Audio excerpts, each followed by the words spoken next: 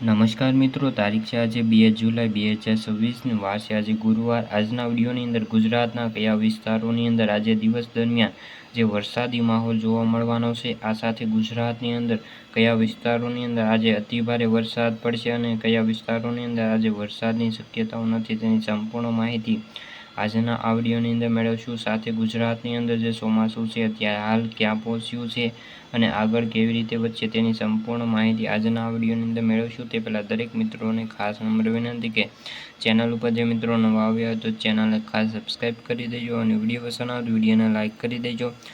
તો મિત્રો, ધીરે ધીરે હવે ચોમાસું છે ગુજરાત તરફ આગળ વધી રહ્યું છે। ખાસ કરીને દક્ષિણ ગુજરાતના ભાગો સુધી ચોમાસું અત્યારે સક્રિય થતું જોવા મળી રહ્યું છે અને હવે ધીરે ધીરે દક્ષિણ ગુજરાતથી લઈને ચોમાસું આવી રીતે આગળ વધશે અને ધીરે ધીરે ઉત્તર ગુજરાતના ભાગો, મધ્ય ગુજરાતના ભાગો, છેક કચ્છ સુધી એવી રીતે રાજસ્થાનથી પસાર થતું જોવા મળશે।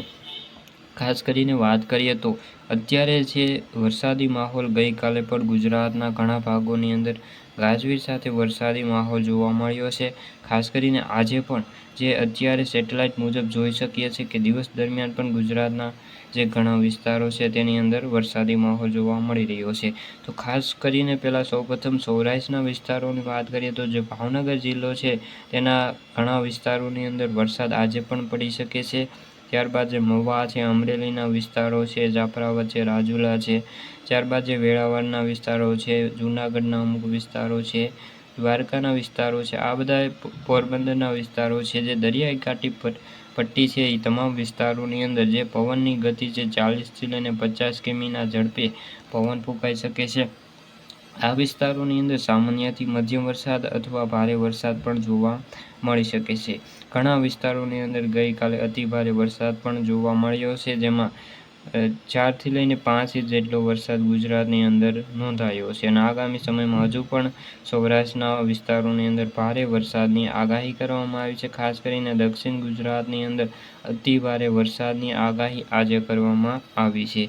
તો હવે મિત્રો વાત કરી લઈએ દક્ષિણ ગુજરાતની અંદર જે સુરત લાગુ વિસ્તારો છે, સુરત, તાપી, નવસારી, ડાંગ, આ બધા વિસ્તારોની અંદર અતિ ભારે વરસાદ દક્ષિણ ગુજરાતના તમામ જિલ્લાઓની અંદર ગાજવીજ સાથે ભારે વરસાદ ખાબકે તેવી શક્યતાઓ રહેલી છે। ખાસ કરીને આ સિસ્ટમ ગુજરાત ઉપરથી પસાર થવાની છે અને આગામી 5 જુલાઈ સુધી ગુજરાતની અંદર સાર્વત્રિક વરસાદનો રાઉન્ડ શરૂ થઈ ગયો છે, એટલે કે વાવણી લાયક વરસાદ દાહોદ છે, પંચમહાલ છે, ખેડા છે, સાબરકાંઠા, બનાસકાંઠા, આ બધા વિસ્તારોની અંદર પણ વરસાદી માહોલ ગાજવીજ સાથે જોવા મળવાનો છે અને આ વિસ્તારોની અંદર પણ અતિભારે વરસાદ આપણને આજે જોવા મળવાનો છે।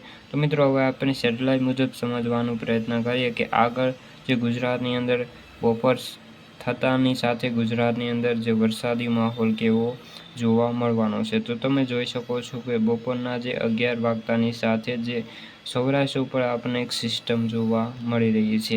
આ સિસ્ટમના લીધે ગુજરાતની અંદર જે સૌરાષ્ટ્રના વિસ્તારો છે તેની અંદર અતિભારે વરસાદ જોવા મળશે, જેમાં અમરેલી છે, ભાવનગર છે અને વેરાવળના વિસ્તારો છે, આ બધા વિસ્તારો આવરી લે તેવી સંભાવનાઓ હાલ તો રહેલી છે। ત્યારબાદ દક્ષિણ ગુજરાત, ઉત્તર ગુજરાતમાં તો વરસાદી રાઉન્ડ આખો દિવસ આજે દિવસ દરમિયાન જોવા મળવાનો છે। આ વિસ્તારોની અંદર કોઈ પણ જાતની શક્યતાઓ વરસાદની રહેલી છે।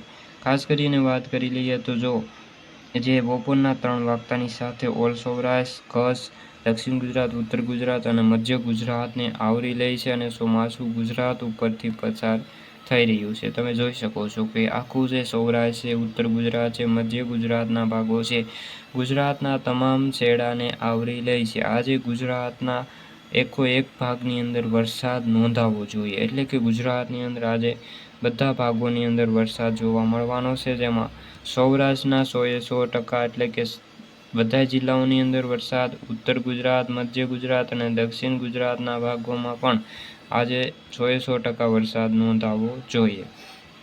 આ સિસ્ટમના લીધે ગુજરાતની અંદર ઓલ ગુજરાતની અંદર વરસાદ જોવા મળવાનો છે અને કચ્છના જે છેડાના ભાગો છે તેમાં ભુજની અંદર ગાંધીધામ છે, આ બધા વિસ્તારોની અંદર પણ ગાજવીજ સાથે વરસાદ નોંધાય તેવી શક્યતાઓ છે।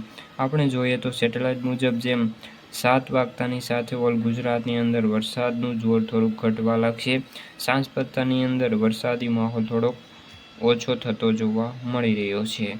તો મિત્રો આ હતી વરસાદને લઈને માહિતી. વિડીયો ગમ્યો તો વિડીયો લાઇક અને સબસ્ક્રાઈબ કરી દેજો. ફરી મળીશું બીજા વિડીયો સાથે. ત્યાં સુધી બધા મિત્રોને જય જવાન જય કિસાન.